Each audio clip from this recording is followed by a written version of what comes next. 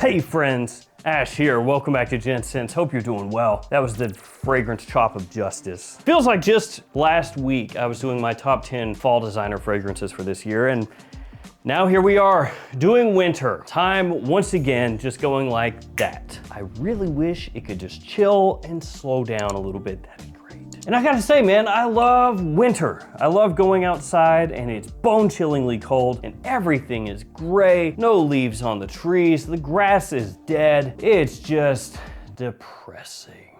But at least the fragrances are good. So each one of these I will have linked in the description below. Feel free to check them out down there. Some of the choices that I think are just tip-top magoo for winter. And also here's a bunch of codes for you guys. Now I do want to point out the Lucky Scent code. It changes December 1st to Gents DEC. That's Gents DEC. Only good through December though. So it's good for 10% off the website, but once it ticks over into January, that code goes away. No honorable mentions this time. We're just gonna go right through the top 10 right after a little bit of shameless self-promotion. Oh, would you look at that? This is the new fragrance that I did in collaboration with Michael Malol. It is called West Loop. So I creatively directed this bad boy right here. It is great for fall and winter. Has a really nice sweetness to it, toasted cinnamon off the top, a little bit of vanilla orchid in there as well. And it's a massive compliment puller. Good for day or nighttime, just super appealing, good performance as well. This one you can find linked in the description below at Michael Malol's website. If you do shop there, use the code GENTSENSE. And you can also find this in every Perfumania or fragrance outlet store in the country. So if you have a Perfumania or a fragrance outlet, you can go up in there and you spray that on yourself. You can do that. It's allowable. Yeah, it's called testing. What? All right, let's get this started. Number 10 is from Paco Rabanne, and it is Phantom Parfum.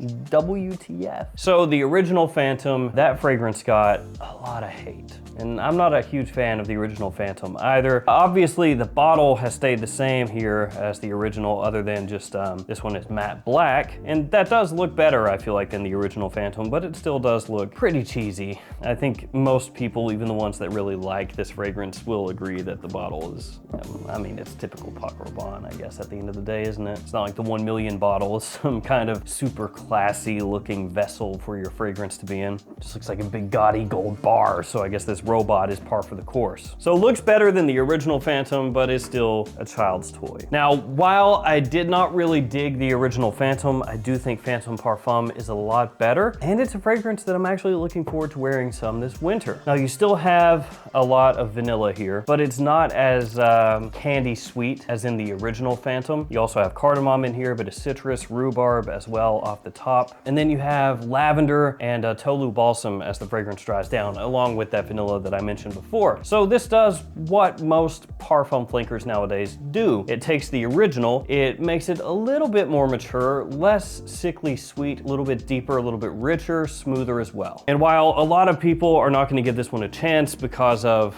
this and because it's in the Phantom line, once you wear it, it actually smells really good, especially in the air. Phantom Parfum, gonna give this one a little breaking in this winter. That sounds weird. Now, I do wanna say also that some of the fragrances that I had in my fall list, I'm gonna wear those too.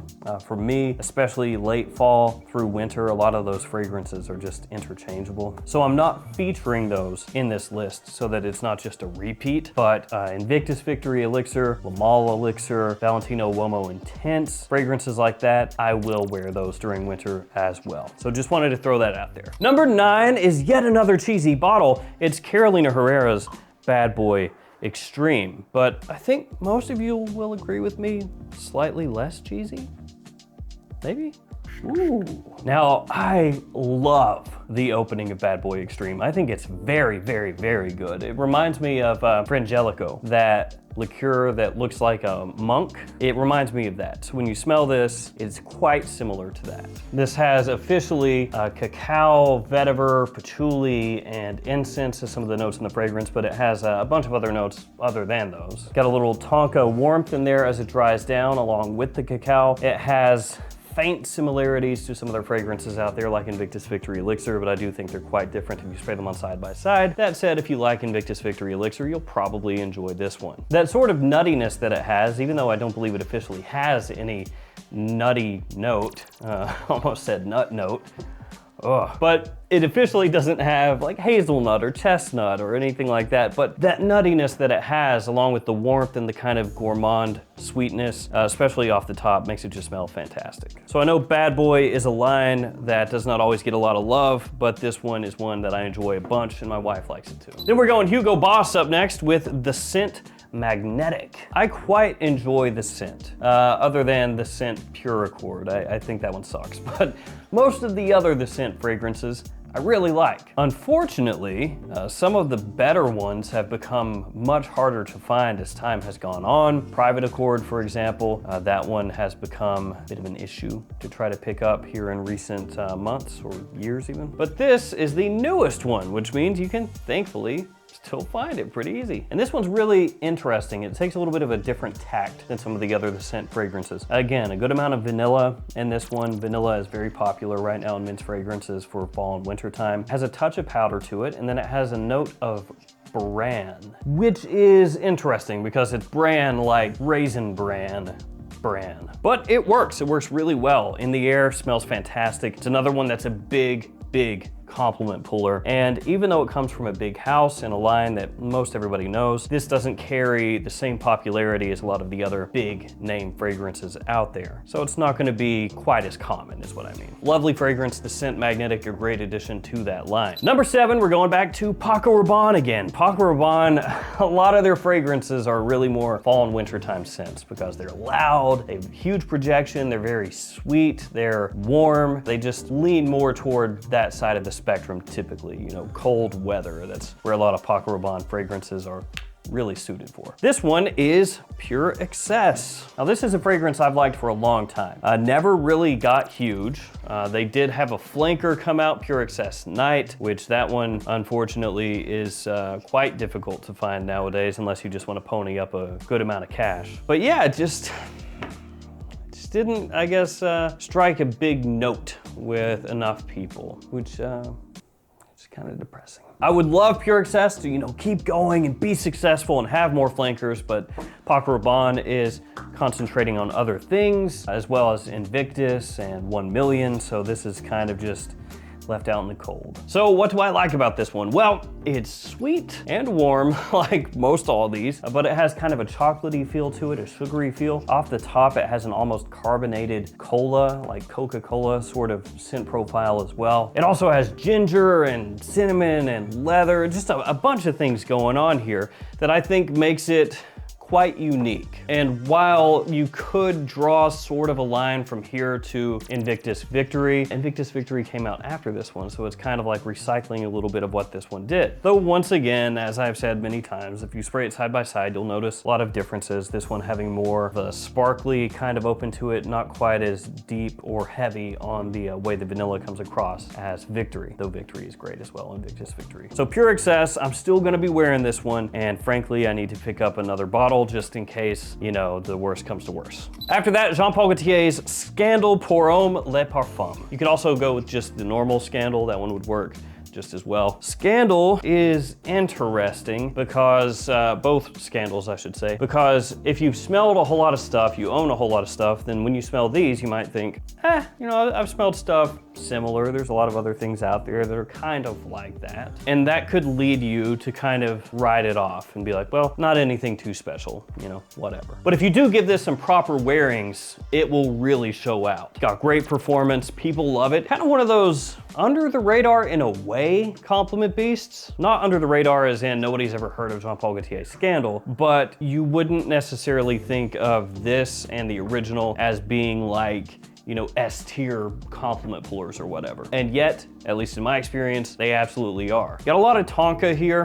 You have sandalwood, geranium, so it has kind of an aromatic freshness that doesn't go too sweet. It is definitely less sweet than the original Scandal. That one being more, you know, caramel forward. This one being much more on the slightly darker, like I said, more mature side. Great longevity on this one, really nice projection as well. This gets the job done every time, especially during the evening when it's cold out. Like I've said a couple times though, the original Scandal, you could go for that one if you're looking for more of a daytime scent during fall and winter. Follow that one up with Yop Homme Le Parfum. What is going on that Yop makes a list like this? Thankfully, this smells nothing like the original Yop because I don't really like that. I don't trust like that. So the original Yop, I would not want to wear that in fall or winter or ever. I tried to convince myself before that it wasn't that bad because it's kind of a, you know, a classic. I mean, it is a classic, but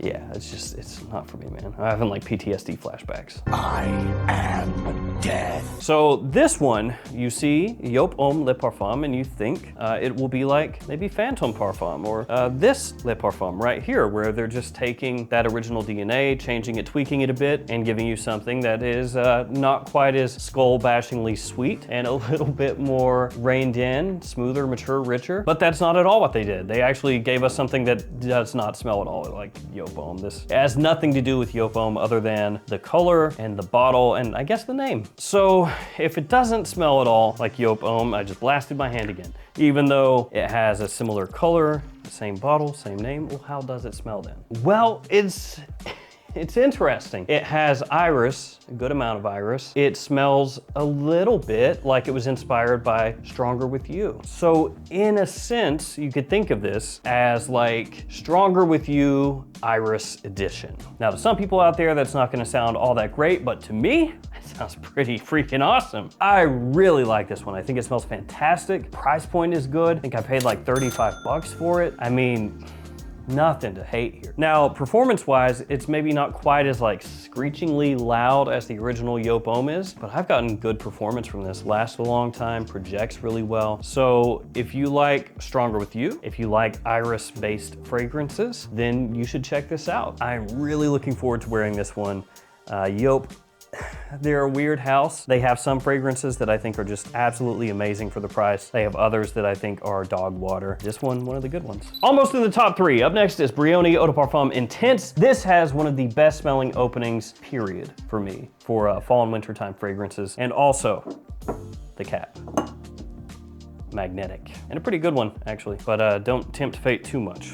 So the opening here just has this stunning kind of sweetness. It's very tart and then sweet at the same time, kind of fresh apple that mixes with this these darker aspects that are underneath. So it's apple mixing with citrus, a little bit of spice in there, and then oud that is in the base of the fragrance. Now, the oud doesn't go too animalic for me. It's very lightly medicinal, but still really easy to wear. Gives it kind of a mysterious, sexy, sophisticated edge. And again, it's another fragrance that is not quite as common as, you know, some of these others out there. So Brioni Eau de Parfum Intense, this one I can't recommend enough. If you're just getting into fragrances, you know, it may be a little bit harder to wear than some of these other ones. I mean, when I smell it, I don't think it is at all, but it does have a little more complexity, a little bit more of an interesting vibe going on than your typical release, I would say. Top 3, number 3 is Boss Bottled Elixir. Yes, another elixir. So in fall, we had Invictus Victory Elixir, Lamal Elixir,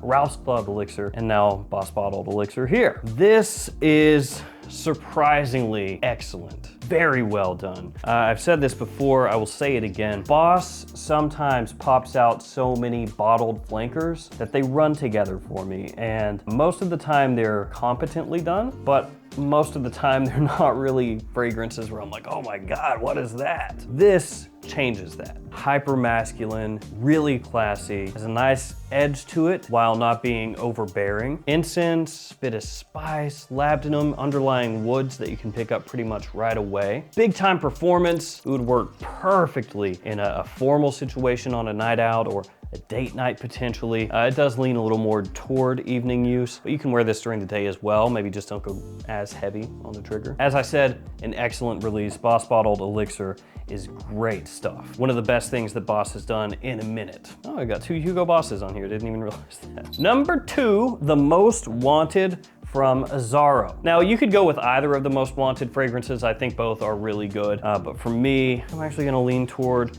this one this year. Got a little more sweetness to it, I would say, than the Parfum version. The Parfum version has a little more like a kind of smokiness that comes through. They keep the note breakdown really simple on this. Cardamom, toffee, and amberwood, so not a whole lot there. It's playing a little bit in that stronger with you style of fragrance and that family of fragrances, but it has this really nice balance where there's a little tinge of freshness that kind of creeps through the scent that helps give you this juxtaposition against the warm, sweet side of things. So instead of being 100% warm, sweet, nothing else, it gives you that little bit of something extra that makes it a little more interesting. It's really alluring. It's a compliment monster, perfect for a date night. The Most Wanted is just a great release. Number 1.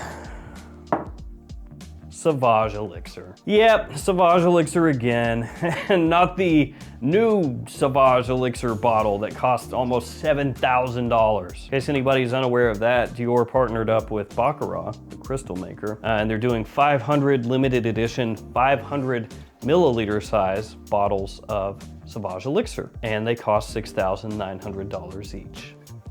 So there's that. So if anybody ever complains, man, Sauvage Elixir is too expensive, it could be more expensive. Dior was like, this is good, $7,000. So this stuff I love. I really just fell in love with it immediately when I first got it in, when it was first released. But then over time, over the couple years it's been out, I like it even more. It really does feel like just an elevated, higher end, modern twist on a classic masculine scent. So you can wear that in wintertime anywhere, I feel like. If you're wearing it to the office, be aware it's strong, like super strong. So don't go overboard, you know? But outside of that, man, you smell like $1 million. It's gentlemanly, it's sophisticated, it's very masculine, as I said, but it's not just overwhelming. Because some classic fragrances, you know, they're just maybe too aggressively woody or leathery for most people nowadays. This brings everything into balance. So you get that spiciness, you get that woodiness, and the way that it's done is just stunning. So Sauvage Elixir, number 1. So there we go, those are the top 10 for winter. This one I more so just wanna wear a little bit more because I have worn it a couple times and I've actually come around to think it's pretty good, but these up here are just like, this is the hardcore rotation right here, I feel like. These are the guys I'm gonna work in. Thank you all for hanging with me. Let me know in the comments what you're planning on wearing this winter. Stay safe out there and I'll see you tomorrow with another fragrance video. See you guys later.